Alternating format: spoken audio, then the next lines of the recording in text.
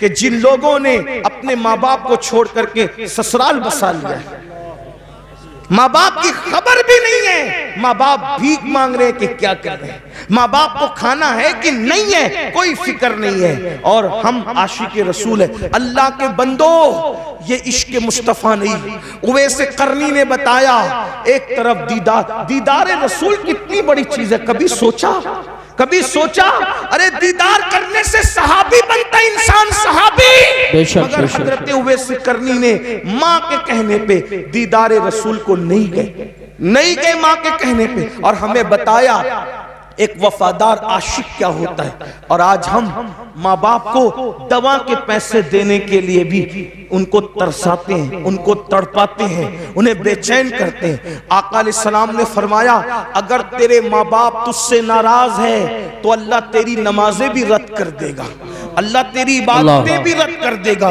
میرے بھائیوں کہاں ہو؟ توبہ کرو، سچے مسلمان بنو۔ صرف نعرے ہمیں انقلاب نہیں لا سکتے، صرف نعرے ہمیں بدل نہیں سکتے۔ آپ کو میں کہتا ہوں، اے گرد و نواح سے آنے والے مسلمانوں، جذباتی نہ بنو۔ حالات کا مقابلہ کرنا ہے تو عمل کے میدان سے کرو، مسجدوں کو آباد کرو، ماں باپ کے فرما بردار بنو، حلال رزق کو، روزی کو لازم پکڑو، عبادت کرو، اللہ کی بارگاہ میں گڑ گڑاؤ، اپنے گناہوں سے توبہ کرو، رب کی بارگاہ میں رجوع کرو، ایک سچے عاشق کی طرح بنو۔ آئیے بات کو اختتام کی طرف پہنچاتے ہوئے، جب دل میں عشق آتا ہے تو گناہ کی نفرت کیسے پیدا ہوتی ہے؟ جب دل میں محبت رسول آتی ہے تو گناہ کی نفرت کیسے پیدا ہوتی ہے؟ ہزاروں واقعات تاریخ میں موجود ہے۔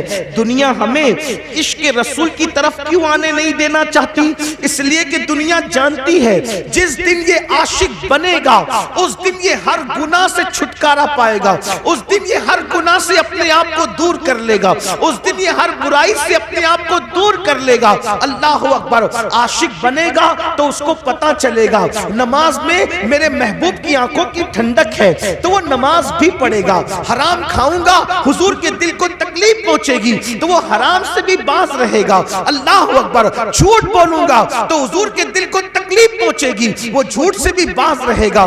آئیے جو تاریخ کا بڑا خوبصورت سا واقعہ ہے وہ پیش کر کے اپنی بات پوری کر لوں۔ کس طریقے سے بدلتا ہے عاشق، بس عشق پیدا ہو جائے، کس طرح سے تبدیل ہوتا ہے، کس طرح سے اس کی زندگی میں انقلاب آتا ہے، کس طرح سے اس کی زندگی بدلتی ہے۔ اللہ اکبر۔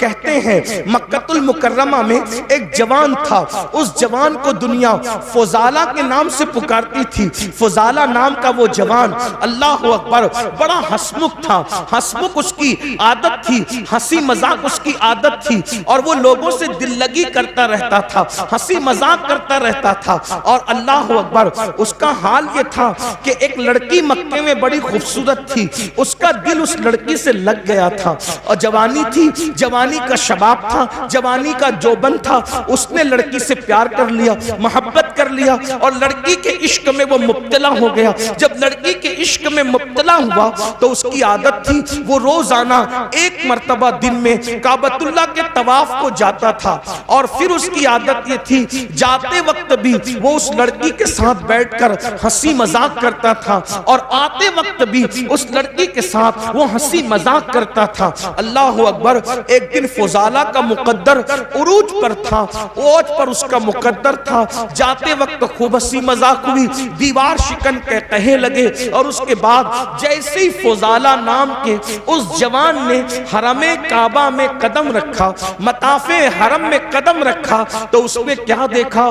ایک خوبصورت جوان ہے جو پورے انہماک کے ساتھ، خشوع و خضوع کے ساتھ سر کو جھکا کر طواف کعبہ میں مصروف ہے۔ فضالہ نے غور سے دیکھا تو غور سے دیکھنے کے بعد سمجھ میں آیا یہ کوئی اور نہیں ہے، یہ تو محمد الرسول اللہ ہے، یہ تو مصطفیٰ جان رحمت ہے۔ اتنا دیکھنے کے بعد اس کے دل میں خیال آیا کہ اللہ اکبر، یہ اکیلے کعبے کا طواف کر رہے ہیں اور کوئی نہیں دیکھ رہا ہے، اگر میں ان کو اس وقت قتل کر دوں تو مکے والے خوش ہو کر مجھے بہت انعام دیں گے، مجھے مالا مال کر دیں گے۔ وہ آیا اور آنے کے بعد حضور کے ساتھ ساتھ چلنے لگا۔ اللہ کے رسول صلی اللہ علیہ وآلہ وسلم نے فضالہ کی طرف دیکھا، ذرا غور کیجئے، دیکھیے یہ حضور کی سیرت ہے، حضور حضور کی شان ہے، حضور کی اخلاق ہے. جان کو قتل کرنے کے لیے آیا ہے فضالہ. حضور اس کی طرف دیکھ کے مسکراتے ہیں اور مسکرا کے کہتے ہیں فضالہ کیا سوچ رہا ہے، کیا سوچ رہا ہے؟ اس نے کہا کچھ بھی نہیں. فضالہ کہتا ہے کچھ بھی نہیں. آقا نے فرمایا کیا تو یہ نہیں سوچ رہا ہے کہ محمد تو اکیلے ہیں، انہیں قتل کر دوں گا تو مکے والے انعام دیں گے؟ اور فرمایا ایسے نہیں سوچتے، کمر میں خنجر باندھا ہوا ہے اور میرے قتل کے ارادے سے آئے، ایسے نہیں سوچتے، ایسے نہیں سوچنا.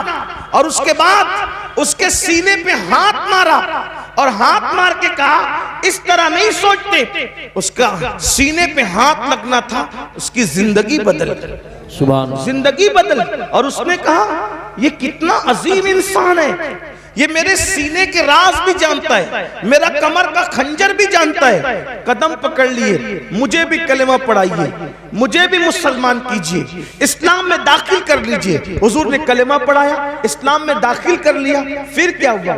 فضالہ نے کہا یا رسول اللہ آپ اب سے تھوڑی دیر پہلے سب سے زیادہ کسی سے نفرت تھی تو آپ، اور کلمہ پڑھ لیا ہوں تو اب سب سے زیادہ میرا کوئی محبوب ہے تو آپ. سبحان اللہ، آپ سے بڑا اب میرا کوئی محبوب نہیں ہے، آپ سے زیادہ اب میں کسی کو نہیں چاہتا. اب میری تمنا یہ ہے ایک طواف آپ کے ساتھ کرنا چاہتا ہوں اگر اجازت ہو تو. حضور ایک طواف، اور فضالہ حضور کے ساتھ طواف کرنے لگے. فضالہ کا مقدر تھا قیامت تک لوگ طواف کریں گے، لیکن فضالہ کے طواف کی شان یہ تھی کعبہ ہے، کعبے کا کعبہ ہے اور فضالہ ہے، یعنی دو قبلوں کا طواف ایک ساتھ ہو رہا ہے. اگر آپ عشق و مستی کی نظر میں دیکھیں تو کعبہ اور کعبے کے کعبے کا کے ساتھ طواف کعبہ ہو رہا ہے. جب طواف ہو گیا فضالہ اپنے گھر کی طرف جانے لگے. اب فضالہ صحابی ہو گئے، عاشق رسول ہو گئے، گھر کی طرف جانے لگے.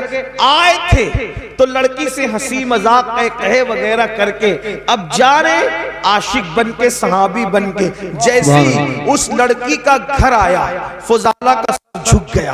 لڑکی انتظار کر رہی تھی کھڑی کہ روزانہ آتے بھی مذاق ہوتی تھی، جاتے بھی ہوتی تھی. جاتے تو ہو گئی، اب فضالہ آ رہا ہے، کرتا کیا ہے؟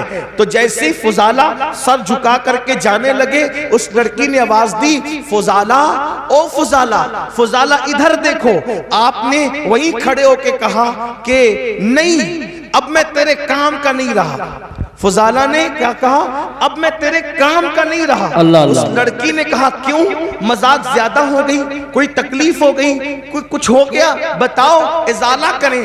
تو کیا کہا؟ نہیں، جب تک کہ میرے دل میں آمینہ کا لال نہیں بسا تھا میں ہر کس و ناقص سے دل لگا لیتا تھا، لیکن اب میرے دل میں عشق رسول پیدا ہو گیا ہے، اس لیے اب میرے دل میں کسی ناجائز محبت کی جگہ نہیں ہے. اب میں تیرے کام کا نہیں رہ گیا. اندازہ فرمائیں زندگیوں میں یوں انقلاب آیا ہے.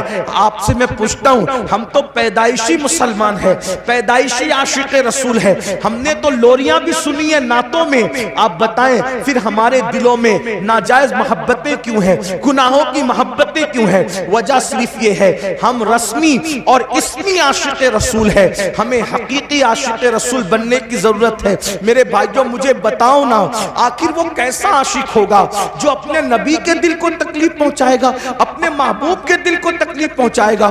وہ رسول جو پوری پوری رات ہمارے لیے دعائیں کرتے ہیں، آج ہم اس رسول کی نافرمانی کر رہے ہیں، ان کی بات نہیں مان رہے. مسلمانوں بتاؤ اللہ کے رسول کے دل پہ کیا گزرتی ہوگی؟ یہ میری مائیں اور بہنیں موجود ہیں، یہ بہنیں بغیر دوپٹے کے گھر سے نکلتی ہیں، حضور کے دل پہ کیا گزرتی ہوگی؟ یہ بہنیں نمازیں نہیں پڑھتی ہیں، سیریل دیکھتی ہیں، فلمیں دیکھتی ہیں. مردوں کے ساتھ اگر اللہ نے دولت دے دی ہے تو پارکوں میں گھومنے کے لیے بے پردہ جاتی ہے. بتاؤ تو صحیح یہ دین کا گلشن کتنی محنتوں سے سجایا گیا ہے، یہ دین کا گلشن کتنی قربانیاں دی گئی ہے جب یہ دین کا گلشن سجا ہے. اگر آج مسلمان اس احساس سے عاری ہو جائے تو بتائیے پھر مصیبتیں نہیں تو کیا, پھر تکلیفیں نہیں تو کیا, پھر اللہ اکبر تباہی نہیں تو کیا, پھر بربادی نہیں تو کیا. یاد رکھیے اپنے نبی سے سچے دل سے جڑیے. جو رسول اللہ سے سچی محبت کرتا ہے وہ کثرت سے اپنے نبی کا ذکر کرتا ہے. اس کی پہلی نشانی ہے وہ کثرت سے اپنے نبی کا ذکر کرتا ہے. بتائیے کیا ہم اپنے آقا کا ذکر کثرت سے کرتے ہیں؟ ارے کثرت تو جانے دیجئے, کئی دن ہو جاتے ہیں ہم کلمہ بھی نہیں پڑھ پاتے. بتائیے یہ حال ہے, پوری زندگی قرآن کو ہاتھ بھی نہیں لگاتے. میرے بھائیوں کیسے مسلمان ہو آپ؟ یہ سوچتے ہو ہم مسلمان ہیں اس لیے ہم پر مصیبتیں آ رہی ہے. ہم مسلمان ہیں اس لیے مصیبت نہیں آ رہی ہے. ہم سچے مسلمان نہیں ہے اس لیے مصیبت آ رہی ہے. میرے بھائیوں ہمیں جیل بھرنے کی تحریکیں شروع کرنے کی ضرورت اس لیے پیش آ رہی ہے کہ ہم نے مسجدیں بھرنے کی کوشش نہیں کی. اگر ہم نے مسجدیں بھرنے کی کوشش کی ہوتی تو ہمیں یہ دن دیکھنے ہی نہیں پڑتے. اگر ہم نے مسجدیں بھر دی ہوتی تو ہمیں یہ دن دیکھنے ہی نہیں پڑتے. اللہ اکبر, سوچئے, غور کیجئے. ہم ساری چیزوں کا معاملہ اسلام کے سر ڈالتے ہیں کہ تکلیف ہے تو اسلام کی وجہ سے, مصیبت ہے تو اسلام کی وجہ سے, تکلیفیں تو اسلام کی وجہ سے نہیں, اپنے کردار کی وجہ سے ساری مصیبتیں ہیں. اسلام تو آپ کو عزت دینے آیا تھا, اسلام نے کسی کو ذلیل نہیں کیا. اسلام تو عزت دینے آیا تھا, اسلام تو وقار دینے آیا تھا, اسلام تو شان دینے آیا تھا. ایک نام بتا دو, بس بات ختم کرتے ہوئے کہہ رہا ہوں, اس مجمع میں اگر کوئی تاریخ کا طالب علم ہے, کوئی پڑھا لکھا ہے, تو میں اس کو چیلنج کرتا ہوں, مجمع کو پوری دنیا کو چیلنج کرتا ہوں, ایک نام ایسا بتا دو جو سچا مسلمان ہوا ہو اور اسلام کی وجہ سے وہ ذلیل ہو گیا ہو. ایک نام مجھے بتاؤ, صرف ایک نام مجھے بتاؤ جو اسلام کی وجہ سے ذلیل ہوا ہو. اللہ اکبر, آپ تو بڑے مشہور واقعات سننے کے عادی ہیں نا, آپ کو بہت سارے واقعات یاد ہیں نا. مجھے بتاؤ اسلام کا دامن پکڑ کر اسلام کی وجہ سے کوئی ذلیل ہوا ہو تو بتا دو. اسلام کی وجہ سے کوئی ذلیل نہیں ہوا. اگر اسلام کی وجہ سے کوئی ذلیل ہوتا تو پہلے نمبر پر مسلمان ہونے والے ابو بکر صدیق ذلیل ہوتے, لیکن وہ ذلیل نہیں ہوئے. ان کو کتنی عزت ملی. اگر وہ ٹاٹ پہن لے تو جبریل بھی ٹاٹ پہنتے نظر آتے اور آسمان کے فرشتے ٹاٹ پہنتے نظر آتے. اگر اسلام کی وجہ سے کوئی ذلیل ہوتا تو عمر ابن خطاب ذلیل ہونا چاہیے تھا, عثمان غنی کو ذلت ملنی چاہیے تھی, مولا علی کو ذلت ملنی چاہیے تھی. مگر تاریخ گواہ ہے ان میں سے کسی کو ذلت نہیں ملی. جب انہوں نے اسلام کا دامن پکڑا اللہ نے ان کو ایسی عزتیں عطا فرمائی کہ اللہ اکبر, عرب کے بوریا نشین قیصر و کسریٰ کے تاجدار بنتے ہوئے نظر آئے. تو پتا چلا آپ کی ہماری سوچ کیا ہے پتا ہے؟ کپڑے سے عزت ملتی ہے, موبائل سے عزت ملتی ہے, اور اس کے بعد اچھی بائک سے عزت ملتی ہے, اور شیونگ کرانے سے عزت ملتی ہے. یہ سب بھوت سوار ہے اس لیے ذلیل ہو رہے ہو. لیکن یاد رکھنا عزت صرف اسلام سے ملتی ہے. اگر آپ اجازت دیں تو تاریخ کا ایک خوبصورت واقعہ پڑھ کے بات پوری کر لوں. عزت اسلام کپڑوں سے نہیں, عزت اسلام سے ملتی. آپ نے سنا ہے, بہت بار سنا ہے, سن لے اس کو. کیا تاریخ ہے, جب بیت المقدس فتح کرنے کے لیے لشکر اسلام پہنچا تو وہاں کے راہب نے کہا کہ ہم تمہارے امیر کو چابیاں دیں گے. بلاؤ تمہارے امیر. المختصر یہ کہ فاروق اعظم کو خط لکھا. جب فاروق اعظم کو خط لکھا تو فاروق اعظم کے پاس صرف ایک ہی اونٹنی تھی, ایک اونٹنی تھی, اور مسلمانوں کا امیر ایک ملک سے دوسرے ملک کا سفر کر رہا ہے. امیر المومنین, نہ کوئی فوج ہے, نہ کوئی ہٹو بچو والا معاملہ ہے, کچھ نہیں. اکیلا امیر سفر کر رہا ہے اور ساتھ میں غلام ہے. خود کی ایک ہی اونٹنی ہے اور ایک اونٹنی کے ساتھ سفر ہو رہا ہے. پھر کیا ہوا؟ اللہ اکبر. اور پھر کس شان سے سفر ہوا؟ آپ نے فرمایا اپنے غلام سے, دیکھو تھوڑی دیر میں بیٹھوں گا, تھوڑی دیر تم بیٹھو گے. اور اللہ اکبر, دنیا نے یہ تاریخ کے اندر یہ اوراق گواہ ہیں, دنیا نے یہ موقع بھی دیکھا کہ امیر المومنین اپنے غلام کو اٹھنی پہ بٹھا کر خود اللہ اللہ پیدل چلتے نظر آئے. اور اللہ کی شان یہ, جس وقت تو منزل پر پہنچے تو باری غلام کی تھی اور سیدنا فاروق اعظم نکیل پکڑ کر کے چل رہے تھے. اور حالت یہ تھی اس وقت امیر المومنین کے بدن پر جو جبہ تھا اس پہ پیون لگا ہوا تھا, اور جو موزے پہنے تھے وہ ایڑی کے پاس سے پھٹے ہوئے تھے. جس وقت نالا آیا آپ نے سوچا پھٹے ہوئے موزوں میں پانی بھر نہ جائے, تو موزے اتار کر آپ نے گردن پہ ڈال لیے. اور اس کے بعد جب نکلے تو حضرت خالد ابن ولید اور ابو عبیدہ ابن الجراح کان میں باتیں کر رہے تھے. امیر المومنین یہ کیا کر رہے ہیں؟ ارے موزے پیر میں تھے تو پھٹا پن چھپا ہوا تھا. اتنے لوگ استقبال کے لیے آئے ہیں, مسلم بھی ہے, غیر مسلم بھی ہے, یہودی بھی ہے, عیسائی بھی ہے, مشرک بھی ہے, سب دیکھنے آئے کہ مسلمانوں کا امیر کیسا ہے. اور انہوں نے پھٹے ہوئے موزے کندھے پہ ڈال لیے, غلام کو بٹھا دیا. لوگ استقبال کرنے کے لیے آگے بڑھے.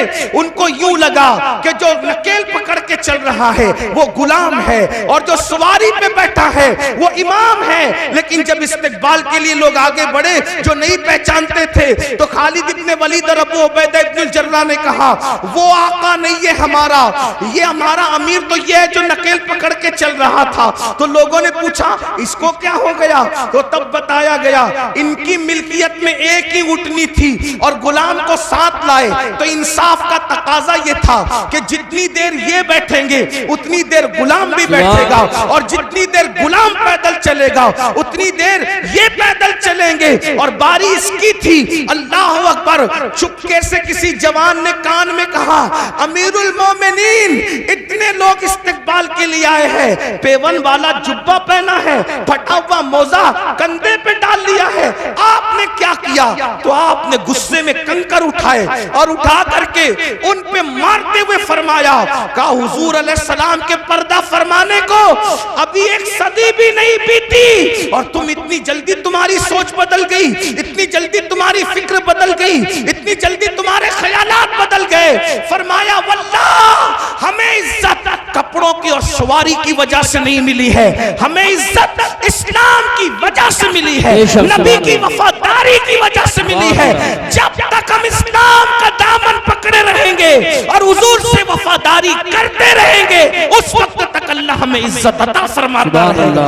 آپ مجھے بتائیں, اللہ اکبر, جب چابیاں دی گئی تو ساتھ ہی ساتھ وہ عیسائی مسلمان بھی ہوئے اور کہا عمر اگر لاؤ لشکر کے ساتھ آتے تو صرف چابیاں دیتے, لیکن عمر تم اسلام کی سادگی کے ساتھ آئے ہو تو ہم نے چابیاں بعد میں دی ہے, پہلے ہم نے تمہیں اپنا دل دے دیا ہے. اور وہ کلمہ پڑھ کے مسلمان ہو گئے. مسلمانوں بتاؤ آج جتنی دلچسپی بائک میں لیتے ہو, جتنی دلچسپی اچھے کپڑے میں لیتے ہو, جتنی دلچسپیاں اچھے قیمتی جوتوں میں لیتے ہو, جتنی دلچسپیاں ہٹو اور بچوں میں لیتے ہو, اتنی دلچسپی اسلام پر عمل کرنے میں لو.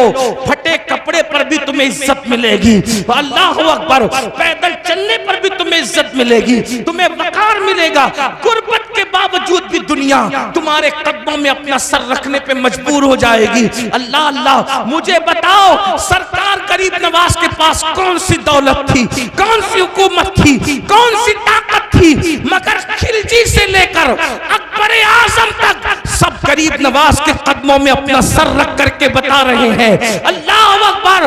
بادشاہ شان والا نہیں ہوتا, جس کے پاس دین ہوتا ہے وہ شان والا ہوتا ہے. اس لیے یہ دماغ سے بھوت نکال دو, بیٹھ کے پانی پیئیں گے تو ذلیل ہوں گے, ایئرپورٹ پر نماز پڑھیں گے, سفر میں نماز پڑھیں گے, اللہ اکبر, تو ذلیل ہوں گے. نہیں, مسلمان سچے نہیں ہے اس لیے ذلیل ہو رہے, اور زمین پہ ذلیل ہو رہے ہو, زمین کے اندر بھی ذلیل ہونے کے لیے تیار رہو. اس لیے سچے مسلمان بنو. دین کا دامن جس نے پکڑ لیا اس کو عزت ہی ملی, اس کو کامیابی ہی ملی, اسے وقار ہی ملا. آج کی اس محفل میں آپ کو پیغام دیا جاتا ہے دین کو سینے سے لگاؤ, قرآن کی تعلیم کو عام کرو. دستار بندی کا جلسہ ہے, قرآن کی تعلیم کو عام کرو. اپنے بچوں کو اتنا علم دو کہ تمہارے بچے فرض علوم کیا ہے, ایمان کیا ہے، کفر کیا ہے، دین کیا ہے، دین کے خلاف کیا ہے، سب تمہارے بچوں کو آنا چاہیے۔ ہمارے بچوں کو تو کلمہ بھی نہیں آتا، ہمارے بچوں کو تو غسل کرنا بھی نہیں آتا، ہمارے بچوں کو تو استنجا کا طریقہ بھی نہیں آتا۔ اس لیے جتنے علوم فرض ہے، ایک مسلمان کو جتنا علم سیکھنا فرض ہے، اتنا علم اپنے بچوں کو دو، اپنی بچیوں کو دو، اور ساتھ ہی ساتھ دنیاوی تعلیم پر بھی محنت کرو۔ 10ویں اور 12ویں سے اپنے بچوں کو، بچیوں کو ڈراپ آؤٹ مت کر لو، اٹھا مت لو، بلکہ اپنے بچوں کو، اپنی بچیوں کو اعلیٰ تعلیم دو، دنیاوی تعلیم، اعلیٰ تعلیم دو، اتنی اچھی تعلیم دو کہ آپ کے بچہ، کوئی بھی بچہ ڈگری کے بغیر نہ رہنے پائے۔ ہر بچے کو ڈگری دو۔ آپ کہتے ہیں نوکری نہیں ملتی، ہم نوکری کے لیے بچوں کو نہیں پڑھاتے، ہم اچھا انسان بنانے کے لیے بچوں کو پڑھاتے ہیں۔ اپنے خرچے کم کرو، اپنے اخراجات کم کرو۔ ہر محفل کا ہمارا پیغام یہ ہے، علم پہ محنت کرو۔ اور ایک پیغام یہ بھی ہے، شادیوں میں لاکھوں کروڑوں خرچ کرنے کی بجائے وہ لاکھوں روپے وہ اسکول کالجز بنانے پہ خرچ کرو۔ مسجدوں کے مینار بہت اونچے بنا کر کروڑوں روپیہ خرچ کرنے کی بجائے وہ کروڑوں روپیہ تعلیم گاہوں پہ خرچ کرو، کیونکہ مسجد کا اونچا مینار ہمارا کوئی فائدہ نہیں کر سکتا، لیکن اگر ہم نے تعلیم گاہیں مضبوط بنائی تو اس سے اچھے انسان پیدا ہوں گے۔ ہمارے یہاں عمارتوں کی اہمیت نہیں ہے، ہمارے یہاں اچھے انسانوں کی اہمیت ہے۔ تو دانشگاہیں بناؤ، اور مسلمانوں کو اللہ نے اتنی دولت سے نوازا ہے کہ ایک ایک مسلمان ایک ایک ادارہ بنا سکتا ہے۔ بلکہ جو مالدار ہے میں تو ان کو مشورہ دیتا ہوں کہ 4 فیکٹری ڈالنے کی بجائے 3 فیکٹری ڈالو، اور 1 فیکٹری کی بجائے ایک اچھا اسکول بناؤ، کیونکہ اسکول اچھا بزنس بھی ہے اور اچھی قوم کی خدمت بھی ہے۔ ایسا نہیں کہ اسکول سے پیسہ نہیں کما سکتے، اسکول سے بھی آپ پیسہ کما سکتے ہیں، لیکن اچھا کیا ہوگا کہ تعلیم بھی عام ہوگی اور آپ کا اچھا بزنس بھی ہوگا۔ بہت مالدار لوگ ہیں آپ کے آس پاس میں، بہت مالدار۔ بھائی جلسے پر جب آپ لوگ لاکھوں روپیہ خرچہ کرتے ہو تو عمارتوں پہ کیوں نہیں خرچ کر سکتے؟ میں سمجھتا ہوں کہ مراد آباد ضلع میں جتنے جلسے ہوتے ہیں، اگر اس کا سال کا آپ تخمینہ نکال لیں تو اربوں روپے جائیں گے، کروڑوں نہیں اربوں روپے جائیں گے۔ میری اپنی معلومات کے مطابق کوئی شب ایسی نہیں گزرتی جب اتنا بڑا جلسہ آپ کے یہاں نہیں ہوتا۔ روز جلسے ہوتے ہیں، روز ہوتے ہیں جلسے۔ تو آپ لاکھوں روپے جو جلسوں پہ خرچ کرتے ہو، میں یہ نہیں کہہ رہا کہ جلسے بند کر دو، ایسا نہیں، میری بات کا برا مت ماننا، غلط مطلب مت نکال، جلسے کرو، جلسے کرو، لیکن جلسے سے زیادہ اہمیت عمارتیں بناؤ، تعلیم کو عام کرو۔ لوگ تعلیم مہنگی کر رہے ہیں، تم تعلیم سستی کرو تاکہ اپنے بچوں کو ہر بندہ پڑھا سکے۔ اپنے باپ کے نام سے، اپنے باپ کے نام سے مسجدوں میں قرآن رکھنے کی بجائے اپنے باپ کے نام سے بچوں کی فیس بھر دیا کرو ایصال ثواب کے لیے۔ اس لیے کہ ان علماء سے پوچھو کہ جب مسجد میں ابا کے ایصال ثواب کے لیے قرآن رکھتے ہیں، وہ برسا برس ہو جاتے ہیں، سینکڑوں قرآن تھپی میں رکھے ہوئے ہیں، کوئی ان کو ہاتھ تک نہیں لگاتا۔ مسجد کے اندر 10-20 قرآن کے سوا اور زیادہ قرآن کی ضرورت نہیں ہے، اس لیے کہ تلاوت کرنے والے کتنے ہیں۔ بڑی معذرت کے ساتھ میں کسی کی بے عزتی نہیں کرنے آیا، لیکن میرے بھائیوں دیندار لوگ بھی مسجد میں قرآن کھول کے قرآن نہیں پڑھتے، یہ حالات ہیں۔ تو پھر آپ اپنے ابا کے ایصال ثواب کے لیے قرآن کیوں مسجد میں رکھتے ہو؟ وہ تو تھپی میں رکھے ہوتے ہیں نا۔ تو آپ ایصال ثواب کے لیے یہ بھی کر سکتے ہو۔ آپ علماء سے پوچھئے، علماء بتائیں گے میری بات کی، اگر یہ تائید کریں تو کریں، اچھی باتیں نہیں کر سکتے، اگر یہ تائید تو یہ میری اصلاح کر دیں۔ ایصال ثواب کا مطلب کیا ہے؟ کوئی بھی ثواب کا کام کرو اور اس کا ایصال کسی کی بھی روح کو کر دو تو اس کو ثواب تو ملے گا۔ تو اپنے ابا کے لیے آپ چنے تقسیم کرنے کی بجائے آپ اپنے ابا کے ایصال ثواب کے لیے قلم تقسیم کرو نا، آپ اپنے ابا کے ایصال ثواب کے لیے کتاب تقسیم کرو نا، آپ اپنے ابا کے ایصال ثواب کے لیے کاپیاں تقسیم کرو نا، یہ بھی تو ایصال ثواب کی ایک شکل ہے۔ اپنے اماں کے ایصال ثواب کے لیے کپڑے تقسیم کرنے کی بجائے اپنے اسکول کے بچوں کو یونیفارم تقسیم کرو، یہ بھی تو ہو سکتا ہے۔ تھوڑا سوچ بدلو، خیال کرو۔ دیکھیں ایک بات میں آپ کو بتاؤں، آپ کو ایک بات طویل ہو رہی لیکن ایک بات بتاؤں، ایک بادشاہ کے دور میں حوض پر سپاہی لوگ پہرے دیتے تھے اور نسلاً بعد نسل وہ چلتے آ رہا تھا۔ سپاہی وہاں کھڑے رہتے تھے، حوض پہ پہرا دیتے تھے، کھڑے رہتے تھے، حوض پہ پہرا دیتے تھے۔ تو بادشاہ لوگ بدلتے رہے لیکن حوض پہ پہرا قائم رہا۔ ایک دن بڑا ہوشیار بادشاہ آیا، اس نے بولا کہ یہ جو پچھلے سب چلے آ رہے ہیں نا تو اسی کے اندر ہم گھوم رہے ہیں، تو کچھ صحیح بھی کر رہے ہیں، کچھ غلط بھی کر رہے ہیں. بھئی حالات اور زمانے کے تحت کچھ سیٹ کرو نا. تو اس نے سب فہرست بنائی، یہاں سپاہی کیوں کھڑے رہتے ہیں، وہاں کیوں کھڑے رہتے ہیں، وہاں تو حوض کی بات ہے تو پوچھا یہ حوض پہ سپاہی صدیوں سے کیوں کھڑے رہتے ہیں. تو بولے حضرت پتہ نہیں کیوں کھڑے رہتے ہیں ایک سپاہی. تو بولے کہ ہٹاؤ اس کو، جب کچھ کام ہی نہیں ہے وہاں تو ہٹاؤ. تو پوچھا جب بڑے بزرگوں سے کہ یہاں سپاہی کیوں کھڑے رہتے زبردستی کا. ابھی زبردستی ہے، ایک دور تھا کہ تمہارے خاندان کی عورتیں اس حوض میں غسل کرنے جاتی تھی تو کوئی اجنبی مرد وہاں نہ چلا جائے، اس لیے وہاں سپاہی کھڑے کرتے تھے. اب تو حمام بن گئے نا تو اب حوض میں غسل کرنے کی ضرورت ہی نہیں ہے. تو کہا عورتیں تو غسل کے لیے بند ہو گئی مگر سپاہی برابر کھڑے ہیں. تو اس کا مطلب یہ ہے کہ اپنی طاقت ضائع ہو رہی ہے نا. ان سپاہیوں کو یہاں سے ہٹا کر کہیں اور لگاؤ. تب ہر بندہ کیا کر رہا ہے کہ میں اپنے ابا کے لیے کنویں کھدواؤں گا. میں اپنے ابا کے لیے کیونکہ کنواں کھدوانے کا ذکر حدیث میں آیا ہے. اللہ کے بندوں بالکل کنواں کھدوانے کا ذکر حدیث میں آیا ہے، لیکن حدیث میں کیوں آیا ہے ان علماء سے پوچھو.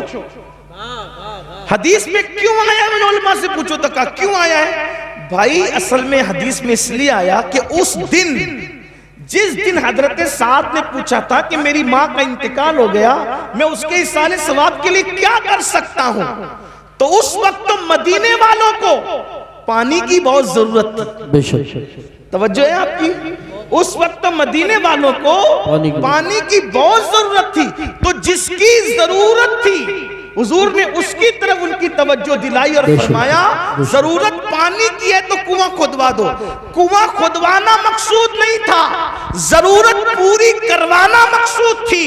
تو ایصال ثواب کا معاملہ سمجھ میں آیا.